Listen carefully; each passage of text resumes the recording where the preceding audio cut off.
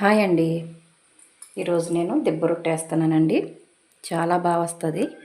ఒకసారి ఎలా వేస్తానో చూడండి. ఆయిల్ కొంచెం ఎక్కువ పడుతుంది. ఈ దిబ్బ రొట్టెకి ఒక గ్లాసు మినపప్పు అయితే గ్లాసున్నర నూక వేసుకుంటాను. నేను పొట్టుపప్పు వాడతానండి. చూడండి ఈ గట్టితో ఎన్ని గట్లు వేస్తున్నాను.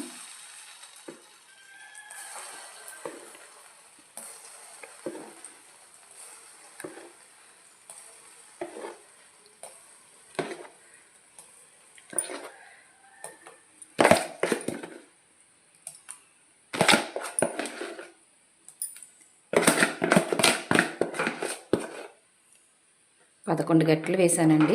చూడండి ఇది ఎంత బాగా వస్తుందో. ఒకసారి మీరు కూడా ట్రై చేద్దరు. సిమ్లో పెట్టుకుని మెల్లగా ఉడికించుకోవాలి.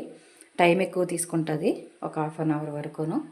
మధ్యలో మనం తీసుకుని చూస్తూ ఉండాలి. మూత పెట్టేసుకుందాము. అయిందో లేదో చూద్దామండి. ఇంకా కొంచెం అవ్వాలి. ఇప్పుడు ఈ అంచుల చుట్టూ కొద్దిగా ఆయిల్ వేసుకుందామండి.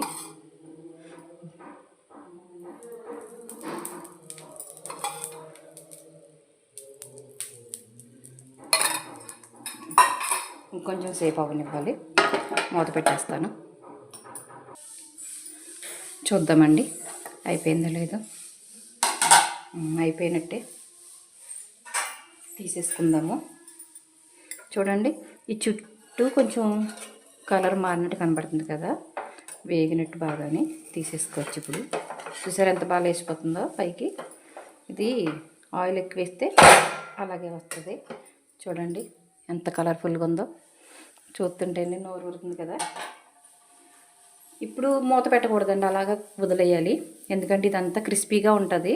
మనం మూత పెట్టామంటే ఆవిరి పడిపోయి మళ్ళీ దీనిపైన మెత్తగా అయిపోద్ది. ఇప్పుడు ఈ అడుగును కాలే వరకు పైన మూత పెట్టకూడదు. అయిపోయిందండి, తీసేసుకోవచ్చు. అయిపోద్దండి, చూసుకుందాం ఒకసారి తిప్పుకొని. అయిపోయింది, సరిపోద్ది. ఇప్పుడు దించేసుకోవచ్చు.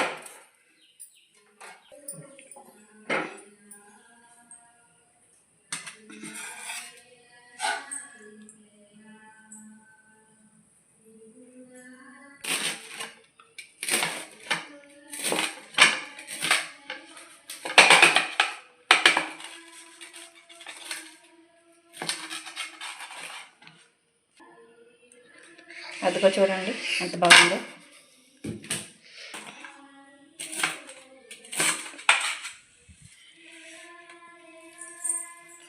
చూడండి ఎంత బాగా ఉడికిందో. ఒకసారి ఇలా ట్రై చేసి చూడండి, చాలా బాగుంటుందండి. ఎలా అనిపించిందో కామెంట్ పెట్టండి. నా వీడియో చూస్తుంటే లైక్ చేయండి, షేర్ చేయండి, సబ్స్క్రైబ్ చేసుకోండి. వేడివేడిగా దిబ్బరొట్టు, కొబ్బరి చట్నీ, శనగ చట్నీ రెడీ అండి.